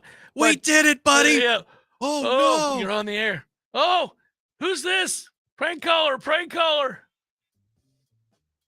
Good work out of you. Good work, Director Matthew. Off to practice we go. We'll watch FSU. Should be fun. Have a great weekend. Be well.